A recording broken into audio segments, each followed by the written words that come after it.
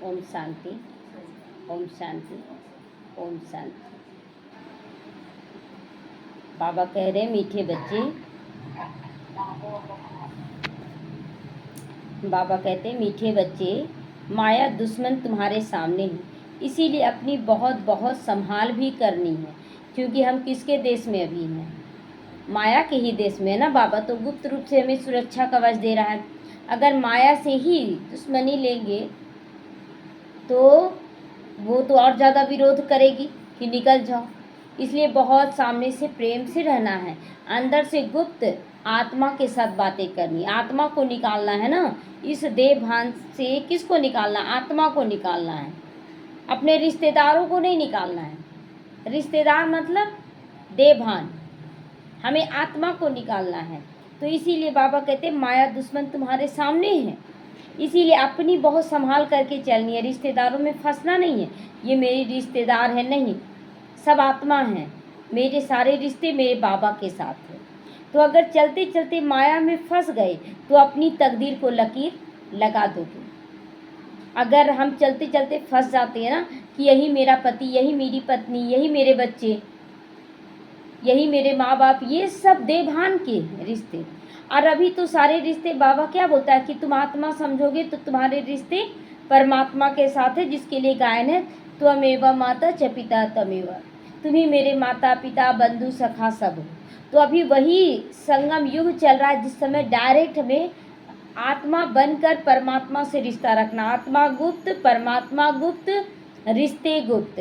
और यहाँ पर देह सामने, देहधारी सामने और रिश्ते भी सामने। तो निभाते हुए अंदर से डिटैच रहना है, अंदर से कनेक्ट नहीं रहना है किसी देहधारी से। तो अगर फंस गए चलते चलते तो अपनी तकदीर को लकीर लगा दोगे। प्रश्न है, तुम राजयोगी बच्चों का कर्तव्य क्या है? उत्तर है पढ़ना और पढ़ाना, खुद भी पढ़ना है और दूसरों को भी पढ़ाना है। तुम हो ईश्वरीय मत पर, अभी भगवान की मत मिल रही है। तुम्हें कोई जंगल में नहीं जाना है, छोड़ छाड़ के परिवार को जंगल में नहीं जाना है। घर गृहस्थ में रहते शांति में बैठकर बाबा को याद करना है। अल्फ और बे, अल्फ मतलब अल्लाह, बे मतलब बादशाह, इन्हीं दो शब्दों का तो खेल है। बाबा कहते हैं ना कि अल्लाह को याद करो, अपने ईश्वर को याद करो, और बे मतलब जो वर्षा मिल रहा है, बादशाही मिल रहा है, उसे याद करो। सारी पढ़ाई इसी में आ जाती है, पहचानने में। ओम शांति। बाप भी ब्रह्मा द्वारा कह सकते हैं कि बच्चों गुड मॉर्निंग। बाप भी ब्रह्मा द्वारा कह सकते हैं कि बच्चों गुड मॉर्निंग, परंतु फिर बच्चों को भी रिस्पॉन्ड देना चाहिए। जब बाबा कहते हैं ओम शांति तो बच्चों को भी कहना चाहिए ओम शांति। वहाँ है ही बाप और बच्चों का कनेक्शन। यहाँ जब आते हैं बाबा के पास तो कनेक्शन क्या है? बाप और बच्चे का, और कोई रिश्ता नहीं। चाचा मामा काका ये सब रिश्ता यहाँ नहीं है, तो बाप और बच्चों का है। तो फिर बच्चों के बीच कौन सा संबंध आ गया? बच्चों का संबंध भाई बहन का, आपस में क्या बन गए? हम लोग भाई बहन बन गए, है ना। तो भाई बहन का रिश्ता रखना है। नए जो है जब तक पक्के हो जाएं कुछ ना कुछ वो पूछते रहेंगे। यह तो पढ़ाई है। भगवानुवाच लिखा हुआ है, भगवान है निराकार। यह बाबा अच्छी रीति पक्का कराते हैं, किसको भी समझाने के लिए, क्योंकि उस तरफ है माया का जोर, उस तरफ है माया का जोर।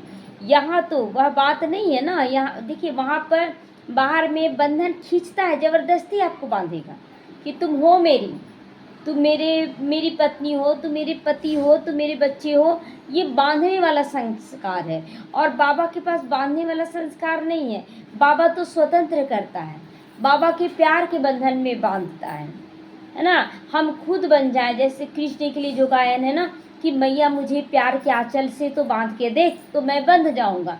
लेकिन जब तक वो गुस्से से बांधी, बाबा नहीं बंध, कृष्ण नहीं बंधे। तो यहाँ पर प्यार के बंधन में बांधता है बाबा, जबरदस्ती नहीं। और माया क्या करती? जबरदस्ती बांधती है। तो यहाँ वो बात नहीं है। बाप तो समझते हैं, जिन्होंने कल्प पहले वर्षा लिया है वो आप ही आ जाएंगे।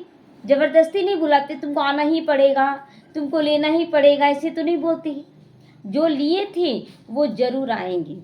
तो ऐसे नहीं कि फलाना चला ना जाए, इनको पकड़ो पकड़ के चले, मतलब बाबा के बच्चे आए और हम लोग सोच रहे हैं कि बच्चे चले न जाएं, इसको पकड़ के रखो, नहीं आपको कहीं नहीं जाना, दूसरे सेंटर नहीं जाना, कहीं उस सेंटर के ना हो जाए, नहीं उस भाई बहन के ना हो जाए। अरे जिस चीज़ को जिस डिब्बी में जाना है वहाँ तो जाएगा ना, हमें पकड़ना नहीं है ज़बरदस्ती, चला जाए तो चला जाए, जहाँ जिसकी मर्जी। बाबा यहाँ बांधता नहीं है। यहाँ तो जीते जी मरने की बात होती है कि तुम देवभान से मरो, मैं आत्मा हूँ, परमात्मा की बन चुकी हूँ। बाप एडॉप्ट करते हैं, एडॉप्ट किया ही जाता है कुछ वर्षा देने के लिए। कोई भी पति पत्नी को एडॉप्ट करते हैं तो देता है ना, अपना हक देता है। फिर माँ बाप अगर बच्चों को एडॉप्ट करते हैं तो बच्चों को हक देता है। तो बच्चे माँ बाप के पास आते ही हैं वर्षे के लालच में, वर्षे के लालच में। यहाँ हम भी किस लालच में आए हैं? वर्षे के लालच में। स्वर्ग का बादशाही देगा, सुख का भंडार देगा बाबा। तो साहूकार का बच्चा कभी गरीब के पास एडॉप्ट होगा क्या? जो अमीर का बच्चा है वो गरीब के पास जाएगा क्या?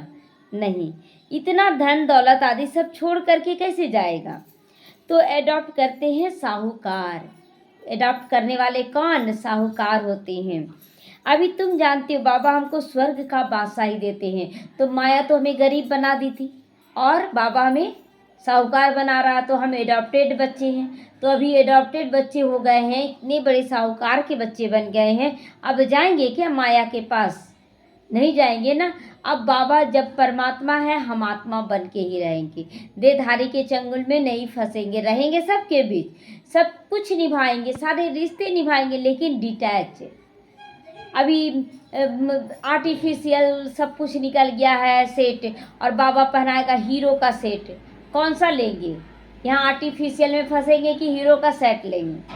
हीरो का लेंगे ना, तो पहले हीरा बनना पड़ेगा ना। मैं आत्मा हीरा हूँ, तो आत्मा बनना पड़ेगा तभी हीरो का सेट मिलेगा। क्यों ना उनका बनेंगे? अब सोच लेना है कि क्यों ना हम बाबा के बन जाए। हर एक बात में लालच तो रहती है ना, तो लालच तो रहती है। बाबा एक ही शर्त रखता, बच्चे तुम हीरे बन जाओ, मतलब आत्मा तुम बनो, हीरे जैसा गुण क्वालिटी धारण कर लो, तो फिर मैं तुम्हें सब कुछ से भरपूर कर दूंगा। लालच बाबा भी देता है, हमें भी उस लालच को ग्रहण कर लेना है। जितना बहुत पढ़ोगे उतना बड़ी लालच होगी ना। जैसे कोई बस मैट्रिक पढ़ लिया, कोई IAA BA कर लिया, कोई IPS बनने की पढ़ाई किया, PhD कर लिया, तो बाबा कहता है कि जितना ऊंचाई पढ़ाई में करते हो तो ऊंचा लालच भी तो रखते हो कि हमको ये बनना है, हमको ये बनना है। तो तुम भी जानते हो बाप ने हमको एडॉप्ट किया है बेहद का वर्षा देने, हद नहीं। यहाँ पर हद होता है, बाबा के पास बेहद का है। तो बाप भी कहते हैं तुम सबको हम फिर से 5000 वर्ष पहले मुआफिक एडॉप्ट करते हैं। तुम भी कहते हो ना बाबा हम आपके हैं, आपके हक जमाते। भगवान के पास हक नहीं जमाते थे कि भगवान हम आपके हैं, पता नहीं भगवान मेरे से राजी होगा कि नहीं, हम इतना अच्छे से पूजा कर रहे हैं कि नहीं, बहुत सारा संदेह। लेकिन बच्चे को बाप पर कोई संदेह नहीं कि बच्चा को बाप प्यार करता ही करता है। तो 5000 वर्ष पहले भी हम आपके बने थे बाबा। तुम प्रैक्टिकल में कितने ब्रह्मा कुमार कुमारियाँ हो, प्रजापिता ब्रह्मा भी नामी ग्रामी है। जब तक शूद्र से ब्राह्मण ना बने तो देवता बन नहीं सकोगे। शूद्र से ब्राह्मण नहीं बने हो तो देवता नहीं बन सकेंगे। जब तक बच्चे उस लायक नहीं हो जाते हैं, आप उसको घर का मालिक बनाएंगे? नहीं बनाएंगे। उसी तरह शूद्र से हम ब्राह्मण ना बने, ब्राह्मण माना ब्रह्मा के आचरण में ना चलें, तो तब तक हम देवता नहीं बन सकते। तुम बच्चों की बुद्धि में अब यह चक्र फिरता रहता है कि हम शूद्र थे, कैसे थे, हमारा रहन सहन खान पान सब कुछ खराब था, और बाबा का बनने के बाद सब कुछ शुद्ध और पवित्र हो रहा है। तो ब्राह्मण बन रहे, तो ब्राह्मण बने हैं तो फिर देवता भी बनना है, देने वाला भी बनना है। जब बाबा से हम ले रहे हैं तो हमें देने वाला भी तो बनना है। तो कोई कैसी भी आत्मा हो, आधा अधूरा देने वाला नहीं बनना है, तो नहीं तो क्षत्रिय बन जाएंगे। हमें संपूर्ण दाता बनना है, तब देवता बनेंगे। सतयुग में हम राज्य करेंगे, तो इस पुरानी दुनिया का विनाश जरूर होना है। पूरा निश्चय नहीं बैठता तो फिर चले जाते हैं, निश्चय नहीं बैठता है बाबा पर तो चले जाते माया के राज्य में। कई बच्चे जो गिर जाते हैं, कई कच्चे जो रहते हैं वो गिर जाते हैं। देखते हैं ना कि कैरी जो रहता है आम का, वो तूफान आता है तो गिर जाता है ना बहुत सारा, और जो लगा रहता है वो पककर मीठा आम बनकर सबको स्वाद देता है। तो यहाँ भी ड्रामा में नूंद है यह भी कि अगर तूफान आया और हम गिर गए तो किस काम के खट्टे रह जाएंगे। इसलिए अगर विघन आता है हम उसका सामना करें, सामना करने से ही हम मीठे बनेंगे। तो ये सब ड्रामा में नूंद है। माया दुश्मन सामने खड़ी है तो अपनी तरफ खींच लेती है।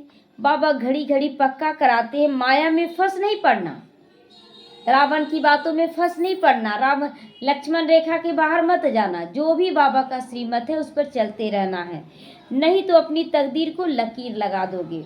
बाप ही पूछ सकते हैं कि आगे कभी मिले हो, शिव बाबा ही ना पूछ सकता आगे कभी मिले हो। पहली बार मिल रहे हैं फिर भी पूछते थे बाबा कि आगे कभी मिले हो। तो दीदियाँ सिखा कर ले जाती थी कि बोलना हाँ 5000 साल पहले मिले हैं। तो और कोई को पूछने का अकल नहीं आएगा क्योंकि वो तो है ही नहीं, वो तो इस जन्म में तो दूसरा है ना, आत्मा वो है, शरीर तो दूसरा हो गया ना। तो बाबा कहते हैं मुझे फिर से गीता सुनाने आना पड़े, आकर रावण की जेल से छुड़ाना पड़े।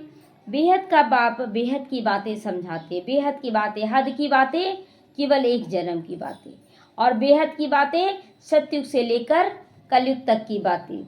तो अभी रावण का राज्य पतित राज्य जो आधा कल्प से शुरू होता है। रावण को 10 शीश दिखाते हैं ना, और इसीलिए बार बार बच्चे रावण को याद करते हैं।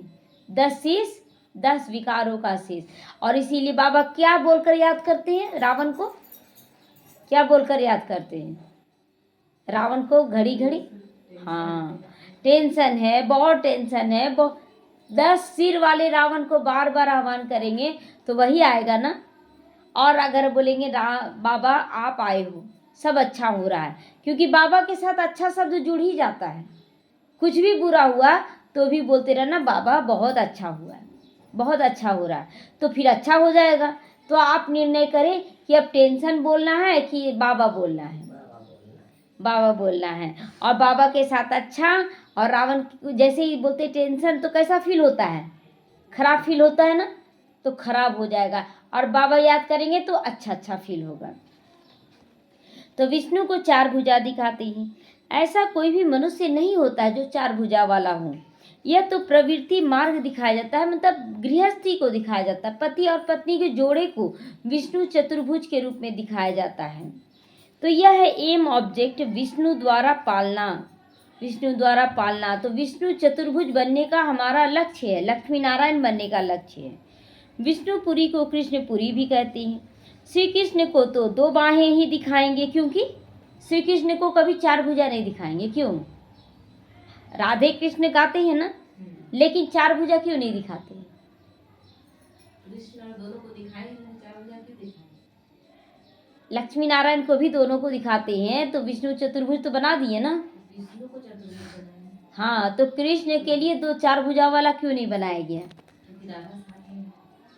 राधा के साथ उनका विवाह नहीं होता है, राधा कृष्ण बस खेल पाल करते हैं। लक्ष्मी नारायण एक जोड़े में आ जाते हैं शादी करके, इसीलिए विष्णु चतुर्भुज दिखाते हैं। राधे कृष्ण का तो प्रेम लीला चलता है, शादी थोड़ी होता है, वो तो शादी के बाद ना होता है, लक्ष्मी नारायण नाम पड़ जाता है। तो इसीलिए कृष्ण को 4 भुजा नहीं दिखाते, 2 ही भुजा दिखाते हैं। मनुष्य तो कुछ भी समझते नहीं, बाप हर बात समझाते हैं, वह सब भक्ति मार्ग है। अभी तुमको ज्ञान मिल रहा है, तुम्हारी एम ऑब्जेक्ट ही है नर से नारायण बनने की है। यह गीता पाठशाला है, तो जीवन मुक्ति प्राप्त करने के लिए, जीवन में रहते मुक्त अवस्था। अभी जीवन में रहते मुक्त अवस्था कैसे? मैं आत्मा हूँ, कोई भी परिस्थिति आता है तो लगता है बहुत बड़ा परिस्थिति आ गया, बहुत बड़ा, अरे स्थिर तो रहे, एकदम ठीक हो जाएगा। देखिए अभी सभी लोग, जैसे घर में भी आया जेठ जी का हार्ट अटैक आया तो लोग रोने लगे। अच्छा, अभी ठीक हुआ कि नहीं? अभी ठीक हो गया, फिर हंसने लगे। अब तो खेल लगता है, कल हंस रहे, कल रो रहे थे, आज फिर हंसने लगे। तो ये हंसने रोने का खेल चल रहा है। हमें तो एक रस अवस्था बनानी, एक रस बनाएंगे तभी तो सत्युग में जाएंगे। तो ब्राह्मण तो जरूर चाहिए ना, शूद्र नहीं चाहिए बाबा को। रोने वाला कौन? शूद्र। तो क्या बनना है, शूद्र या ब्राह्मण बनना है? ब्राह्मण। तो यह है रुद्र ज्ञान यज्ञ। शिव को रुद्र भी कहते हैं। अब बाप पूछते हैं ज्ञान यज्ञ कृष्ण का या शिव का? शिव का ना। तो शिव को परमात्मा ही कहते हैं, शंकर को देवता कहते हैं। उन्होंने फिर शिव और शंकर को इकट्ठा कर दिया है। अब बाप कहते हैं हमने इनमें प्रवेश किया। तुम बच्चे कहते हो बाप दादा, वहाँ पर शिव शंकर, क्योंकि बाप दादा यहाँ पर हो गए क्योंकि बाप बनते हैं और दादा भाई बनते हैं। लेकिन यहाँ पर शिव और शंकर इसलिए कि शंकर बनकर ही ना अपने अंदर की बुराइयों का विनाश करते हैं। ज्ञान का सागर तो एक ही है। अभी तुम जानते हो ब्रह्मा सो विष्णु बनते हैं ज्ञान से। चित्र भी बरोबर बनाते हैं। विष्णु की नाभि से ब्रह्मा निकला, इसका अर्थ भी कोई नहीं समझ सकता। विष्णु की नाभि से ब्रह्मा निकला नहीं कोई समझ पाता है। ब्रह्मा को शास्त्र हाथ में दे दिए गए हैं। अभी शास्त्रों का सार बैठ सुनाते हैं। ये अभी शास्त्रों का सार बाप सुनाते हैं या ब्रह्मा सुनाते हैं? बाप सुनाते हैं ना, शिव बाबा सुनाते हैं। ब्रह्मा के तन में आकर सुनाते हैं, लेकिन सुनाने वाला तो शिव बाबा है। तो यह भी मास्टर ज्ञान का सागर बनते हैं ब्रह्मा बाबा भी। बाकी चित्र इतने सारे ढेर बना दिए, यह कोई यथार्थ नहीं है। चित्रों भी यथार्थ है, सही है। अच्छा, कृष्ण का चित्र बनाते, तो क्या सही चित्र है? कोई देखा है कृष्ण को? नहीं। तो बस भक्ति मार्ग के मनुष्य कोई 8-10 भुजा वाला होता भी नहीं। यह तो सिर्फ प्रवृत्ति मार्ग दिखाया जाता है। रावण का भी अर्थ बताया, आधा कल्प है रावण राज्य रात, आधा कल्प है राम राज्य दिन। तो दिन है सतयुग त्रेता, द्वापर कलयुग है रात। तो बाप हर बात समझाते हैं। तुम सब एक बाप के बच्चे हो। सब आत्माएं किसकी संतान है? शिव परमात्मा की। तो बाप ब्रह्मा द्वारा विष्णुपुरी की स्थापना करते हैं और तुमको राज योग सिखलाते हैं, अपने ऊपर राज करने का योग सिखाते हैं, परमात्मा से योग लगाने सिखाते हैं। तो जरूर संगम पर राजयोग सिखाएंगे। द्वापर में गीता सुनाई, यह तो बिल्कुल रॉन्ग है। द्वापर में गीता सुनाई और फिर कलयुग आ गया। कितना कमजोर फाउंडेशन, टूट गया तुरंत। यहाँ पर बाबा कलयुग के अंत और सतयुग के आदि में बाबा कहते हैं कि गीता सुनाते हैं और चारों युगों की तैयारी करवाते हैं। तो बाप बैठ सच बतलाते हैं। बहुतों को ब्रह्मा का, श्री कृष्ण का साक्षात्कार भी होता है। यहाँ आने के बाद बहुतों को बाप का भी साक्षात्कार होता है, ब्रह्मा का भी होता है, श्री कृष्ण का भी होता है। ब्रह्मा का सफ़ेद पोष ही देखते हैं, सफ़ेद पोष में फरिश्ता रूप में देखते हैं। शिव बाबा तो है बिंदी, बिंदी के रूप में फिर देखते हैं। बिंदी का साक्षात्कार हो तो भी कुछ समझ ना सके, कौन है ये, क्या है, कोई लाइट होगा, कोई बल्ब का लाइट होगा, ऐसा समझेंगे। लेकिन अगर ब्रह्मा का साक्षात्कार हो गया तो समझेंगे कि नहीं, कोई दिव्य पुरुष का साक्षात्कार हुआ। कृष्ण का साक्षात्कार हुआ, वो भी समझेंगे हाँ हमको कृष्ण का हुआ। तुम कहते हो हम आत्मा है। अब आत्मा को किसने देखा? कोई देखा है आत्मा को? लेकिन समझते अभी भी, देखिए जब नहीं भी जानते थे, स्कूलों में जब जाते थे, स्कूल का ही याद है, उसकी आत्मा की शांति के लिए मौन धारण करो। मौन क्यों धारण करें? क्योंकि आत्मा भी शांत स्वरूप है, इसीलिए मौन धारण करने के लिए बोला जाता था। तो कोई ने नहीं देखा, वह तो बिंदी है, समझ सकते हैं केवल हाँ आत्मा है। जैसे शरीर चल फिर रही है तो समझेंगे हाँ आत्मा है, तब तो चल फिर रही है। आत्मा निकल गई, मुर्दा हो गया शरीर। तो जो जिस भावना से जिसकी पूजा करते हैं उनको वही साक्षात्कार होगा। तो दूसरा, अगर कोई रूप देखे तो मूंझ पड़ेंगे ना। अगर कोई हनुमान को पूजा कर रहा, उसको दिखा दे कि देवी दुर्गा का, तो वो नहीं मानेगा कि कोई बन के आ गया होगा। वो अपने ही जो जिसको पूज रहा है उसका दिव्य साक्षात्कार करना चाहता है, तो हनुमान की पूजा करेगा, उसको वही दिखाई पड़ेगा। गणेश का पुजारी होगा तो उसको वही दिखाई पड़ेगा। बाप कहते हमने तुमको इतना धनवान बनाया, हीरे ज्वारतों के महल थे, तुमको अनगिनत धन था, तुमने अभी सब कहाँ गंवा दिया। बाबा हिसाब पूछता है कि तुम गरीब कैसे बन गए, इतना धन माल दिए थे तो कहाँ चला गया। अभी तुम कंगाल बन गए हो, भीख मांग रहे हो, बाबा ये दे दो, बाबा वो दे दो, मेरे पास ये नहीं। कहाँ क्यों बन गए भिखारी, तुम तो इतने साहूकार थे। तो बाप तो कह सकते हैं ना, ये सब पूछने का हक है कि नहीं बाप को? हक है ना उसको। अभी तुम बच्चे समझते हो बाप आ गए हैं, हम फिर से विश्व के मालिक बनते हैं। यह ड्रामा नादी बना हुआ है, हर एक ड्रामा में अपना पार्ट बजा रहे हैं। कोई एक शरीर छोड़ दूसरा जाकर लेते हैं, इसमें रोने की क्या बात है? अगर कोई एक शरीर छोड़ दूसरा लेता है तो रोने की क्या बात है? रोने से क्या हो जाएगा? वापस आ जाएंगे क्या? तो सतयुग में कभी रोते नहीं हैं, वहाँ तो विदाई देते खुशी खुशी। क्यों विदाई देते हैं? क्योंकि जानते हैं कि आत्मा मेरे पास जन्म लेगी या वहाँ जन्म लेगी, सब जानते हैं। अभी तुम मोह जीत बन रहे हो। मोह जीत बन रहे हैं कि मोह है सब में? किसी भी देहधारी में मोह है? अगर शरीर छोड़ दे तो मोह रहेगा? रोना पीटना होगा क्या? अभी से तैयारी करेंगे। मोह जीत राजाएं या लक्ष्मी नारायण आदि हैं, वह मोह होता नहीं। बाबा कहते हैं सतयुग में किसी के प्रति किसी का मोह नहीं होता है। यहाँ है मोह, इसको समाप्त करना है। बाप अनेक प्रकार की बातें समझाते रहते हैं। बाप है निराकार। मनुष्य तो उसे नाम रूप से भी न्यारा कह देते हैं, लेकिन नाम रूप से न्यारी कोई चीज होती ही नहीं। नाम है शिव, रूप है निराकार, ज्योति स्वरूप है। तो हे भगवान, वो गॉड फादर कहते, तो नाम रूप कैसे नहीं हुआ? भगवान नाम तो पड़ा ना, तो नाम रूप से न्यारा कैसे हुआ? लिंग को शिव परमात्मा शिव बाबा कहते, तो लिंग रूप हुआ। रूप कैसा हुआ? लिंग रूप हुआ। तो फिर नाम रूप से न्यारा कैसे हो गया? बाबा तो है नहीं ना, बाबा तो है ना बरोबर। तो बाबा के जरूर बच्चे भी होंगे। निराकार को निराकार आत्मा ही बाबा कहती है।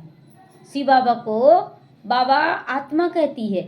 श्री कृष्ण को कभी बाबा नहीं कहा जाता है, श्री कृष्ण को गोद में खिलाया जाता है। मंदिर में जाएंगे तो उनको कहेंगे शिव बाबा, फिर घर में आकर बाप को कहेंगे बाबा। नाम लेंगे क्या? नाम तो बार बार नहीं लेंगे, तो सिर्फ बाबा कहेंगे। अर्थ तो समझते नहीं, हम उनको शिव बाबा क्यों कहते हैं? बाप बड़े से बड़ा पढ़ाई दो अक्षर में पढ़ाते हैं, अलफ और बे, दो अक्षरों में पढ़ा देते हैं, अलफ और बे। यानी अल्लाह को याद करो, आप बादशाही को याद करो। अलफ को याद करो तो बे बादशाही तुम्हारी। यह बड़ा भारी इम्तिहान है। मनुष्य बड़ा इम्तिहान पास करते हैं तो पहले वाली पढ़ाई को याद थोड़ी रहती है। याद रहती है क्या पहले वाली पढ़ाई? जिस पढ़ाई से हमें ऊंचा पद पाना उसको पहले याद करेंगे ना। तो पढ़ते पढ़ते आखिरी तंत यानी सार बुद्धि में आ जाता है। जब मुरली पढ़ रहे तो उसका सार बुद्धि में बैठ जाता है। पूरा मुरली नहीं याद रहेगा, लेकिन उसका सार तो बैठेगा ना कि बाबा क्या समझा रहा है। तो वह भी ऐसे ही है, तुम पढ़ती आई हो। अंत में फिर बाप कहते मन मना भाव, तो देह का अभिमान टूट जाएगा। बाबा कहता देह का अभिमान नहीं रखना है, हम कर सकते हैं। देखिए बोलते हैं ना कि हम ये कर सकते हैं, वो कर सकते हैं। एक सेकंड में शरीर में रोग आ जाएगा ना तो कुछ नहीं कर पाएंगे, सारा अहंकार चकनाचूर हो जाएगा। फिर लगेगा उस समय कोई तो मिल जाए सहारा देने के लिए। तो देह का क्या अहंकार करना, जो कि विनाशी है, जो कि पुराना हो चुका है। तो यह मन मना भाव की आदत पड़ी होगी तो पिछाड़ी में बाप और वर्षा याद आएगा। इसीलिए बार बार आत्मा समझना है, आत्मा कभी विनाश को नहीं प्राप्त करती। तो मुख्य है ही याद, कितना सहज है। उस पढ़ाई में तो अभी तो पता ही नहीं क्या क्या पढ़ते हैं। जैसे राजा वैसा अपनी रस्म चला देते हैं, है ना। जैसा सरकार वैसा पढ़ाई चला देते हैं। कितना पढ़ाई चेंज करना पड़ता है। और यहाँ पर बाबा एक ही पढ़ाई, ज्ञान योग धारणा सेवा, 4 सब्जेक्ट है। आगे मन शेर पाव का हिसाब चलता था, अभी तो किलो आदि क्या क्या निकल पड़ा है। कितने अलग अलग प्रांत हो गए हैं ना। दिल्ली में जो चीज़ 1 रुपया शेर बॉम्बे में मिलेगी 2 रुपया शेर, क्योंकि प्रांत अलग अलग है। यहाँ भी महंगाई है ना, कहीं सस्ता मिलता है तो कहीं महंगा मिलता है। हर एक समझते हम अपने प्रांत को भूखे थोड़ी मारेंगे। कितने झगड़े आदि होते हैं, कितना रोला है। भारत कितना सॉल्वेंट था, अभी फिर 84 का चक्र लगाते लगाते इंसॉल्वेंट हो चुका है, खाली हो चुका है। कहा भी जाता है हीरे जैसा जन्म अमोलोक कौड़ी बदले खोया रे। कितना सुंदर हीरे जैसा जन्म हम लोगों को मिला, और किसके पीछे खो रहे हैं? कौड़ियों के पीछे, है ना। दुनियावी कागज के नोट के पीछे भाग रहे हैं। बाबा सोने हीरो के महल में ले जाना चाहता है और हम ईंट पत्थरों के घरों के पीछे भाग रहे हैं। तो बाप कहते तुम कौड़ियों के पिछाड़ी क्यों भाग रहे हो, जो है अभी संतुष्ट रहो, तुमको देखो हीरो के महल में ले चलूंगा, सोने के महल में ले चलूंगा। तो अब बाप से वर्षा लो ना, पावन बनो, बुलाती भी हो, हे पतित पावन आओ, पावन बनाओ। तो इसमें सिद्ध है, इससे सिद्ध है कि पावन थे, अभी नहीं है पावन। अब खुद भी महसूस होता है कि हम पावन हैं या नहीं हैं। अभी है कलयुग। तो बाप कहते मैं पावन दुनिया ही बनाऊंगा, तो पतित दुनिया का विनाश भी जरूर होगा। इसीलिए यह महाभारत लड़ाई है, इस रुद्र ज्ञान यज्ञ से प्रज्वलित हुई है। इस रुद्र ज्ञान यज्ञ से विनाश ज्वाला प्रज्वलित हुई है। ड्रामा में तो यह विनाश होने की नूंद बनी हुई है। तो पहले पहले बाबा को साक्षात्कार हुआ। क्या साक्षात्कार हुआ? सबसे पहले विष्णु चतुर्भुज का देखा, इतनी बड़ी रजाई मिलती है तो खुशी होने लगी बाबा को कि तो तत्त्वम बोला गया ना, तुम ही हो, तो इतनी बड़ी रजाई मिलेगी तो कौड़ियों के पीछे भागेंगे। तो ब्रह्मा बाबा तुरंत क्या किए? पार्टनर को हिसाब बोले कर देने के लिए। तो फिर विनाश का साक्षात्कार भी कराया गया उनको कि ऐसे टूटेगा फूटेगा। 1936 में ही उनको साक्षात्कार हो गया कि ऐसा महाभारत युद्ध लगेगा, काम क्रोध की अग्नि बढ़ेगी, सब कुछ वही, और एक सेकंड नहीं लगा उनको छोड़ने में। तो मन मनाभव और मध्याजीव भव, मन मनाभव यानी मन को शुद्ध पवित्र बनाकर बाबा को याद करो, और मध्याजीव मतलब अपने सत्युगी राजधानी को याद करो। तो यह गीता के अक्षर है, कोई कोई अक्षर गीता में भी ठीक लिखा हुआ है। बाबा भी कहते तुमको यह ज्ञान सुनाता हूँ, फिर यह प्राय लोप हो जाता है। कोई को पता नहीं कि लक्ष्मी नारायण का राज्य था और कोई भी धर्म नहीं था। उस समय जनसंख्या कितनी थोड़ी होगी, अब कितनी है ना जनसंख्या? सतयुग में शुरुआत में 9 लाख, और अभी कितनी हो गई है? 800 करोड़ से ज़्यादा। तो अब गिनती है अब कितनी है? तो यह चेंज होनी चाहिए ना फिर से। तो जरूर विनाश तो चाहिए ना, महाभारत लड़ाई भी है, जरूर भगवान भी होगा। शिव जयंती मनाते हैं, तो शिव बाबा ने क्या कर किया? शिव जयंती मनाते हैं, जैसे दुर्गा को दिखाते हैं ना कि असुरों का संहार की, तो मनाते हैं। तो शिव बाबा क्या करते हैं? और जहर पीते हुए तो दिखाते हैं शंकर जी को।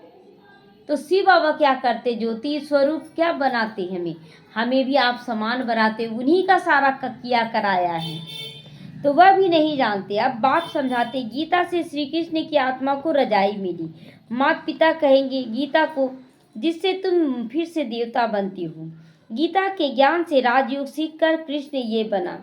उन्होंने फिर शिव बाबा के बदले श्री कृष्ण का नाम डाल दिया है।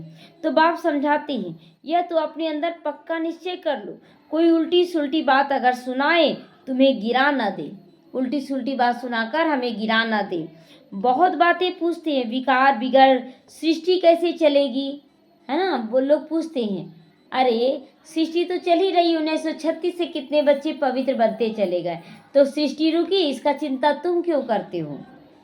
तो यह कैसे होगा? अरे तुम कहते हो, ये इसका जवाब ये भी दे सकते, जो सब जिनका हो चुका है वो आ जाओ, वो आ जाओ।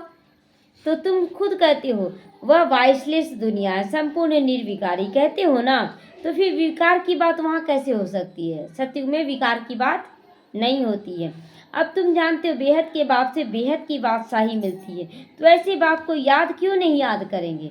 जिससे मिलता है कुछ भी, जैसे कोई पैसा ही मिल रहा है कहीं से, तो याद रखे रहते, उससे लेना है पैसा, उससे लेना है। यहाँ तो शिव बाबा कितना खजाना लुटा रहा है, क्यों नहीं याद करें? तो वह है पतित दुनिया। यह है कुंभ के मेले पर देखो लाखों जाते हैं। अब कहते हैं वहाँ एक नदी गुप्त है। अब नदी गुप्त हो सकती है क्या? नदी गुप्त कैसे होगी? नदी बह रही है, गुप्त है। तो क्या क्या बैठ समझाते हैं हमको, तो कभी समझ में नहीं आया कि सरस्वती देखो गुप्त बह रही है, तो बह रही है तो गुप्त कैसे हो गई? तो यहाँ तो गौमुख भी बनाया है। कहते गंगा यहाँ आती है, अरे गंगा अपना रास्ता लेकर समुद्र में जाएगी ना, क्योंकि गंगा का लक्ष्य समुद्र में मिलना, गंगा सागर में मिलना है ना। तो फिर तुम्हारे पास कैसी आएगी? तो यहाँ तुम्हारे पास पहाड़ पर आएगी।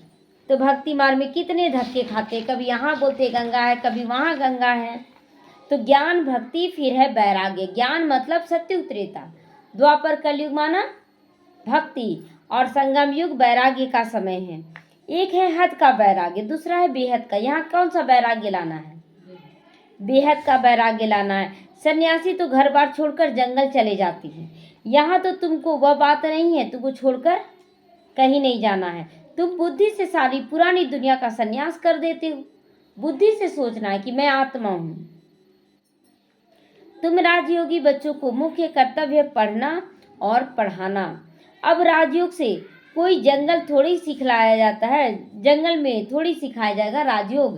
राजयोग कहाँ सिखाया जाएगा? जब आप घर गृहस्थ में हैं तभी तो सिखाया जाएगा कि कैसे सारे चारों तरफ के लोग आपको कष्ट दे रहे हैं और आप स्थिर रहें। ये राजयोग है, अपने ऊपर राज्य करना। तो यह स्कूल है, ब्रांचेज निकलती जाती। तुम बच्चे राजयोग सीख रहे हो, शिव बाबा से पढ़े हुए। ब्राह्मण ब्राह्मणियाँ ही सिखाती हैं। एक शिव बाबा थोड़े ही सबको बैठ सिखलाएगा, इतने सारे बच्चों को एक ही बाबा थोड़ी सिखला पाएगा, तो अलग अलग टीचर मुकर्रर किया जाता है। तो यह हुई पांडव गवर्नमेंट। तुम हो ईश्वरीय मत पर। यहाँ तुम कितनी शांति में बैठे हो, बाहर तो अनेक हंगामे होते रहते हैं। बाबा कहते 5 विकारों का दान दो तो ग्रहण छूट जाएगा।